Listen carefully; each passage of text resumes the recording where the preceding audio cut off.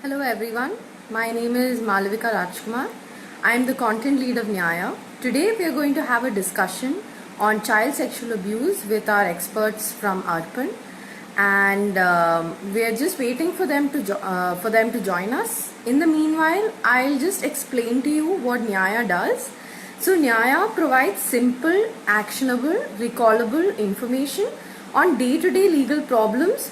So if you have any doubts on, for example, let's say renting or domestic violence or even child sexual abuse, you can come onto the Nyaya website. Let me just see if our guest is here. Not yet. Anyway, so in Nyaya, we aim to actually help people understand their rights so they can actually approach authorities also more confidently.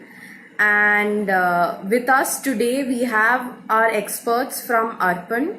ARPAN has been working in the field of child sexual abuse for quite a number of years, and the expert Nehal that we have with us is also highly trained. So today will be the right forum for all of you to ask any questions that you have on the topic. Let me just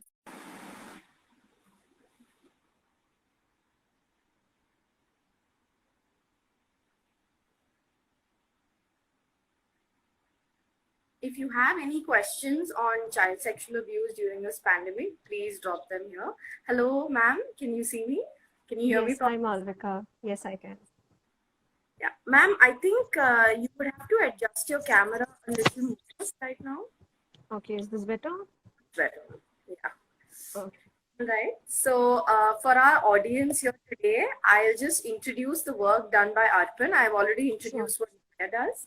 So, ARPAN is an award-winning organization that works on child sexual abuse, and they've worked on a lot of interesting aspects on the subject, including, and they also provide services to children, adolescents, and adults to prevent child sexual abuse through their flagship program known as the Personal Safety Education Program.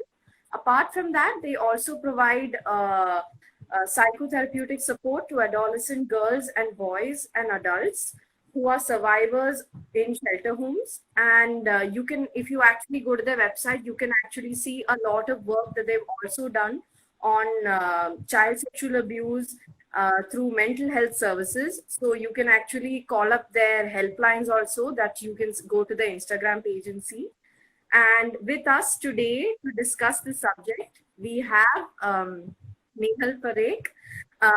She has completed her master's in social work from the College of Social Work, Nirmala Niketan, in 2004, and has been working in this sector for 14 years now. So she is definitely one of the people who you can ask all your questions to today.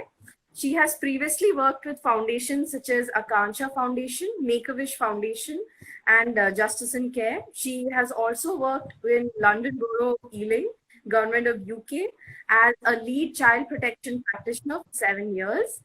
She has worked on a lot of cases, not just in child sexual abuse, in terms of assessments based on children based on risk, danger, ill treatment, and neglect of children also. And at ARPAN, she heads and directs the prevention and resource development vertical, where they put out a lot of great content on the subject. And she's also very instrumental in the prevention services that ARPAN gives. Now that I've given a long introduction on what ARPAN does, let's move on to the subject of child sexual abuse.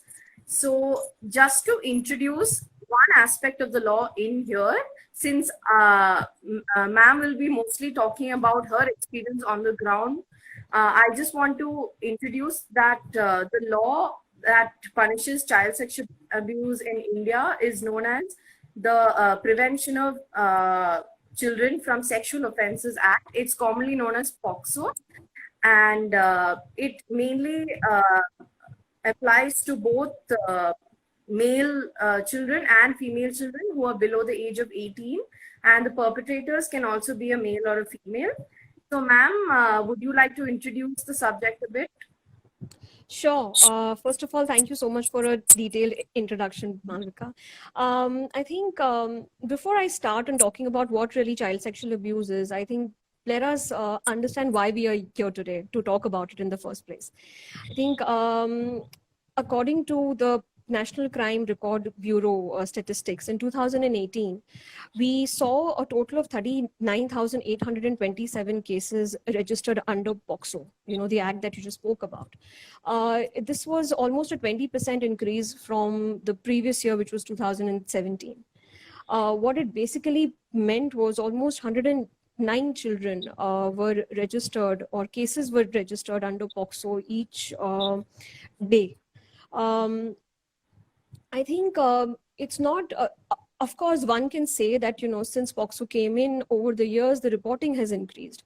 But the trends in cases of child sexual abuse have been high from the very beginning. For instance, the Ministry of Women and Child had done a nationwide study in 2007. Even there, we saw that almost 53% of children had reported some form of child sexual abuse that they had experienced. So the point that I'm trying to make here is that the fact that this form of abuse impacts a large number of children in our country, that in itself is one of the key reasons why we need to talk about it. And I think the second key reason is that very less gets spoken about it. Sex, the word itself being such a taboo, I think, we still see a lot of reservations, a lot of hesitations to acknowledge that this exists, and to acknowledge that we need to do something about it. So these are primarily, I think, two reasons. One, the way it is widespread, and secondly, such less is being spoken about or done about it, that it's important to talk about this issue. I think having said that, just to understand a bit more what exactly child sexual abuse is. So CSA happens in two forms. That is basically, child sexual abuse as a form of definition is any act involving a child, using for sexual gratification by a more powerful person. What this simply means is that the two forms of CSA are contact abuse and non-contact abuse. Contact abuse would involve touching a child's private parts, asking a child to touch their private body parts. It would, on the extreme form, it would also involve penetrative forms of abuse. The non-contact forms include talking about private parts to children, showing them pornographic material, passing sexual comments, making children see sexual activity. So there are various forms of sexual abuse, and very, very rarely, all of these get reported. So it's very difficult to really understand the extent of it. Yeah, that's just on what the issue is. Yes, even based on the points that you mentioned, even the law exactly mentions most of these points as yes, you it does. About. Yes. And there are also varied degrees of punishment depending on who does it, whether they come from a position of authority or otherwise. So especially during this time. Now, again, as you had mentioned, child sexual abuse is commonly considered a taboo and also a topic that is not talked about a lot. So during the lockdown period that we're currently facing, and again, it keeps extending over time, what are some of the immediate steps that bystanders can take in these situations? Because, in situations where they're in containment zones, of course, there would be trouble, but still, if there's any sort of direction you can give on that. Sure. I think first and foremost, I think it's really important to have communications with children around this. Very often we see that children do not come and talk about it or do not report it because they believe that they will not be trusted. So it's important to have open communications with children as a practice in family homes, to keep reassuring children that they can come and talk if they feel unsafe with you. So I would say opening up doors of communication between adults and children is key to ensure that abuse does not happen. However, in cases where abuse has happened, and if a child comes in reports, especially in these situations of the lockdown, I think firstly, please reassure the children. Make them feel that you believe them, that you understand what has happened, and that you're willing to support. It's absolutely important, and I cannot stress this enough, that you need to make the child understand that it's not their fault. We very often seen that with the issue of child sexual abuse, guilt becomes a very difficult thing for a child to handle. And it's very important for us as adults to minimize that guilt. So as a bystander, or as a non-offending parent, or an adult in the family home, it's very important to reassure children that you believe them, you're willing to help them, you understand what has happened to them, and that you and to make a child understand that it's not their fault. I would say at some point it is also important, keeping, of course, your own safety as an adult and your child's safety in mind. It is also important to address the issue with the offender, because it's important for the offender to understand that someone else knows that this is happening, and keeping an eye. So I would say assess the risk involved, ensure that you're keeping yourself and your child safe.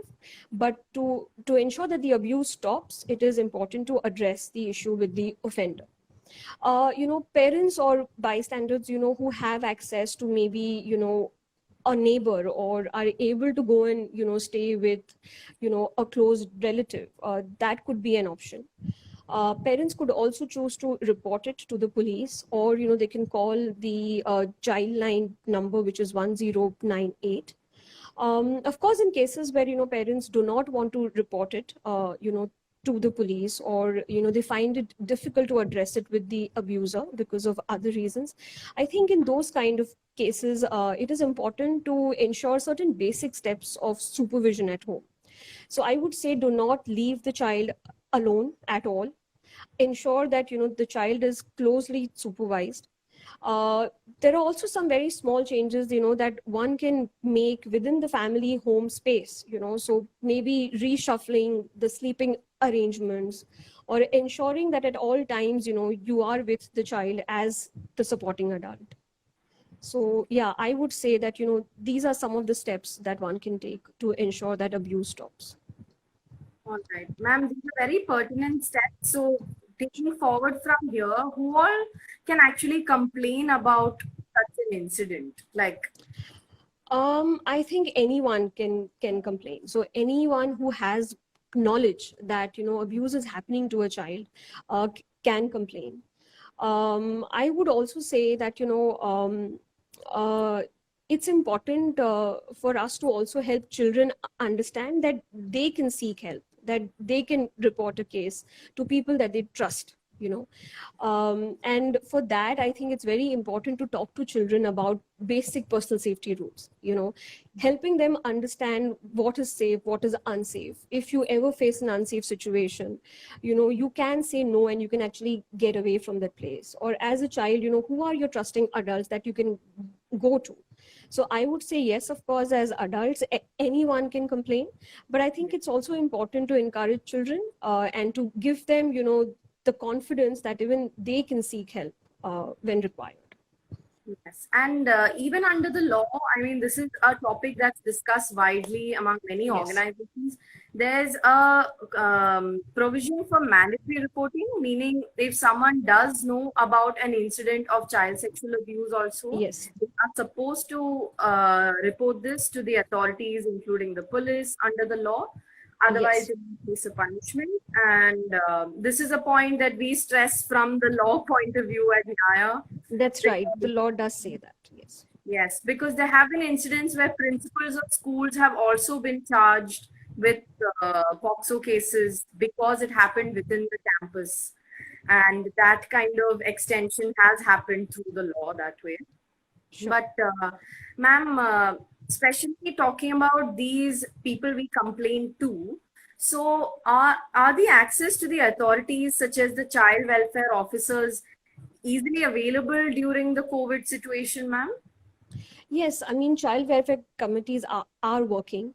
As I stated earlier, Childline is also running its services, and people can call either the police or they can also contact 1098. I think one thing to understand is that probably because of the lockdown, there could be some delay in response, but definitely these services are accessible, and one should try and contact them if required. All right. And from your experience, ma'am, who all have been the common perpetrators of child sexual abuse? Um, I think in majority of the children that we have worked with, and also studies have shown us that in most of the cases, the perpetrators are someone who is known to the child. People who are in relationships of trust, or caregiving relationships to children. This could range anywhere from a close family relative, family friends, neighbors, adult siblings, tutors, basically people that have easy access to children, who are known to either the child or the family of the child. I think this is what actually makes the issue a bit more complex, and very, very difficult from the child's perspective, because for a child to actually come and complain about somebody who has been in a position of trust can be all that more confusing and all that more difficult. And I think very often we've seen perpetrators actually use this to their advantage.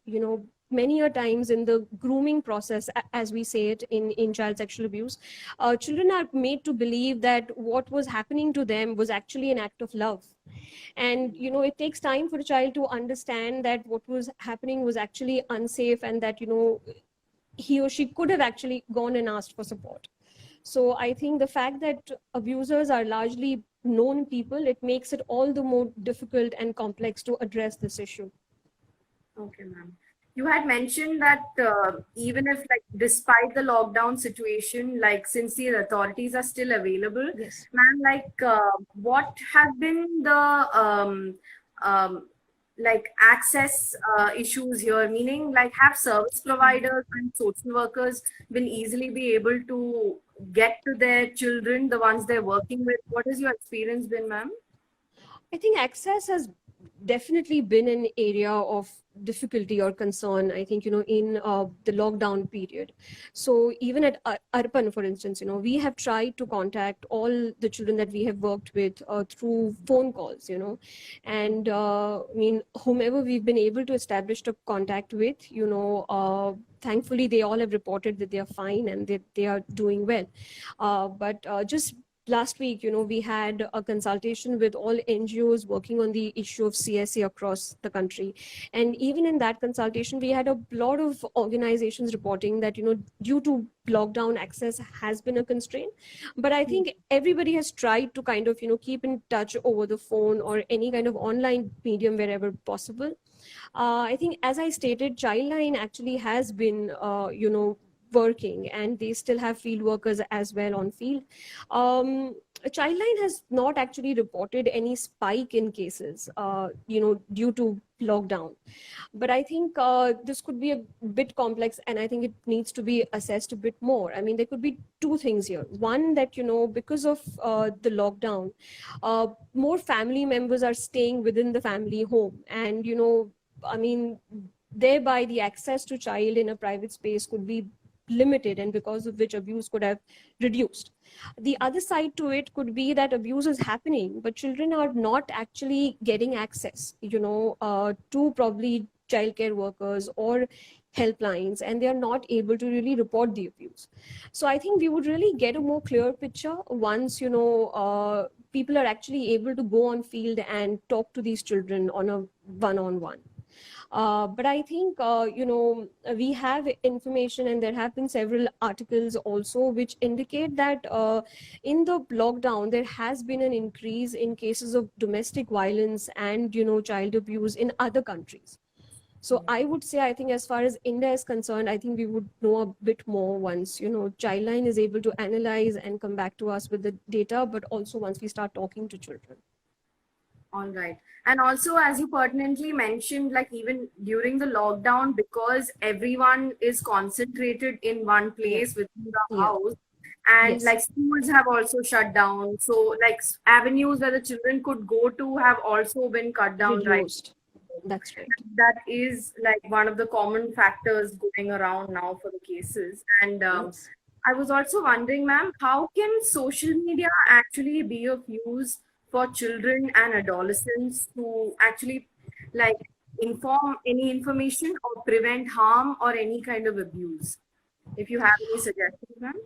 I think one is today's, adolescents are extremely bright, which is a great thing. They are very active on social media. I think, yes, I think they're probably well versed with social media and various apps and technology far more than probably you and I.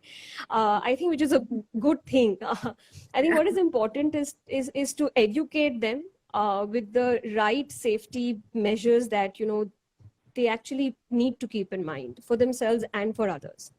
I think it's important for adolescents to understand that there's nothing wrong with using social media if one it just acts more responsibly, for themselves and for others. We constantly I we constantly hear cases where a lot of personal information gets used. Live locations gets shared, and I think these kind of steps can be very, very dangerous. We work with a few organizations that work with children on internet safety, and we get to hear so often. I'm sure you've heard of this game called PUBG, right? It's a very Yeah. in thing these days.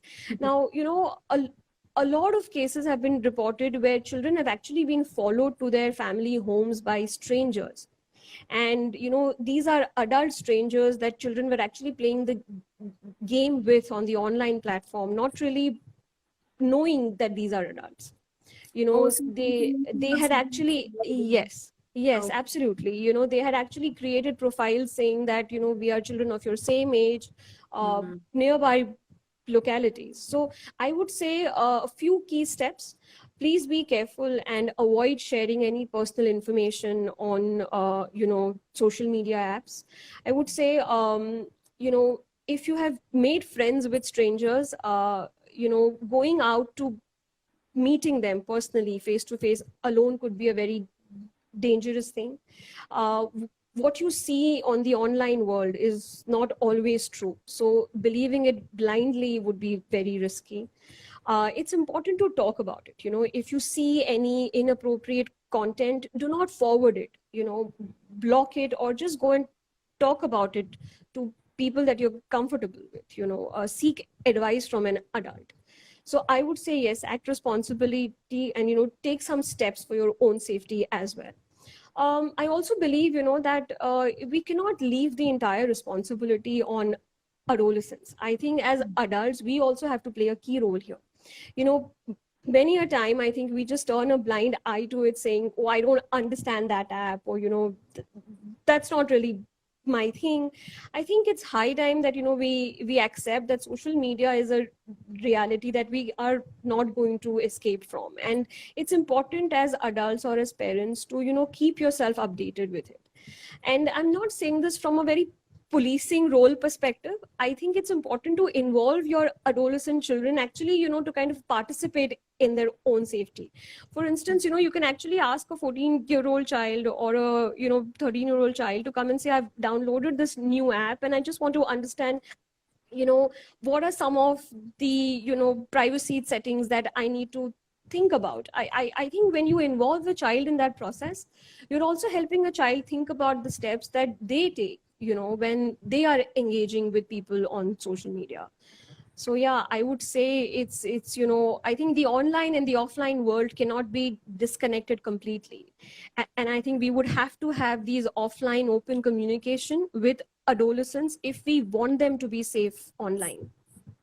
Definitely. And as you rightly pointed out, ma'am, I think a lot of times like children don't always understand privacy policies when they actually enter a game because they just want to. Yes, And yes, this is actually a good step, as you had mentioned, to understand what what you're actually getting into, even when you download an app or an access a website for that matter. And specifically, ma'am, this also is a very important point for all the bystanders here who are listening, who want to actually spread this information, because supporting the child in the way they also use social media, as you rightly pointed out, is one very important factor in prevention. And like, I think the main question here again comes down to information. So, ma'am, do you have any suggestions on resources that people can actually look into on the subject? Like any specific thoughts on from any point of view for that matter? Sure, absolutely. I think please go on to the Arpan's website. It's got a lot of interactive resources and material on the issue of child sexual abuse for both children and adults.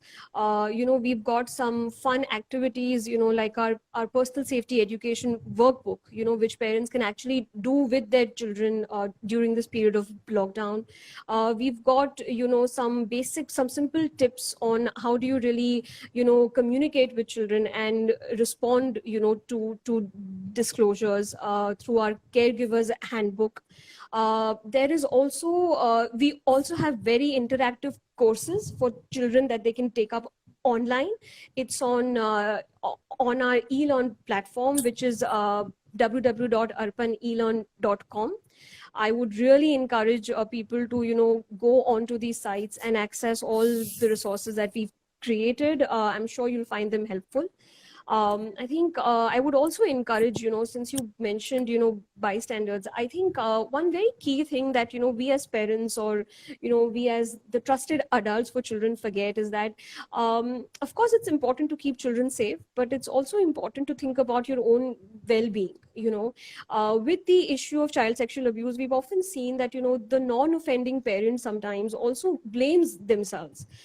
How is it that I could not pick this up, or, that I could not really protect my child? And I think it's important in these times to seek counseling. Arpan also would be more than happy to, to provide counseling to adult as well as children. And anyone can call our helpline number, which is 9819086444. So please do call in if you ever feel the need to. That is what I would say. Yeah. So, as ma'am has rightfully summed up, if like there are any questions on child sexual abuse when it comes to the legal points, you can definitely message Nyaya, and otherwise, definitely please do call up the helpline number at Arpan, and they will be able to support you regardless of which. Regardless of whether you are an adolescent, child, or a bystander. And ma'am, I've seen that while during our discussion, there have been a lot of questions on mandatory reporting, it seems. I'm Sure. just trying to find that question. Mandatory reporting may not be the most child-centric approach always. What are your thoughts on this? Ma'am, would you like to take this up? I think in our experience, that's true. I think, sometimes, as I said, in so many of the cases, where the abuser is a family member or somebody known to the child, I think, the child goes through a lot of guilt and a lot of confusion in their head that if I complain about this person, will they be, taken away? How that will really impact the family setting, the relationships within the family. Also, I think families face a lot of, other kind of economic problems if the abuser is the sole earning member in the family. So I do understand that, there are certain, disadvantages, or, there are certain factors that would actually seem like a hindrance, but I would say that wherever required, and if the family is comfortable and, they wish to report, they can report. All right, ma'am. And let me just see if there are any other questions. Someone has said e-learning of Arpan can be given to school principals to be posted in online classes going on in school. Okay, Yes, I mean, absolutely. That is something that, we are doing, and we are in contact with our school partners, and we will be trying to encourage a lot more children to take up e-learn courses. But of course, if you know of any school principals, please do direct them to Arpan, and we would be more than happy to help out. And there are a lot of other comments on safe spaces for children being created. And I think we must create comfortable environment for kids to be able to talk to parents without any hesitation. Yes, this Yes, is one of the key takeaways ma'am had mentioned. Ma'am, would you like to? yes. Someone has written, technology is a double-edged sword. So, Yes, just as I said, I think social media is not all bad and technology is not all bad, but I think what is required is the right kind of education. And please do not disconnect, I would say, the online and the offline world. You cannot have internet safety sessions with your children without really having an open communication relationship with them. So it's important to understand that one needs to really open up those spaces to talk to children where they feel comfortable to come and ask a question, and they feel comfortable to come and seek help if something has been unsafe in the online world. So yes, I agree, it can be a double-edged sword, and we need to educate adults and children a bit more on it. definitely. And one edge of the sword is definitely our live chat today, which is very, very important for all those who are listening, because ma'am has gone into such details. I think this has been one of the most comprehensive chats we've had so far. So thank you so much, ma'am, for taking your time and joining us. And thank you, Arpan, for creating such a platform for prevention of child sexual abuse. And if there are any more comments which I don't see, I think we've addressed the questions also. I think we can wrap up the session. Sure. Thank you so much. I think on behalf of my entire team at Arpan, I would really thank Nyaya for this opportunity, and hope we can engage in such spaces in the future as well, to just promote the issue and to talk about it a bit more. Definitely, ma'am. We would also be very interested in talking about the law a little more, because if people Sure. don't know about child sexual abuse as a concept, they definitely don't have any idea about the law on it too. Sure. I would So, say if there are any questions, please feel free to call us on our helpline numbers, which is 98190 Yeah. all right. So this All has been right. a great session. Once again, thank Thank you, ma'am. you. Thank Thank you. you for all the viewers too.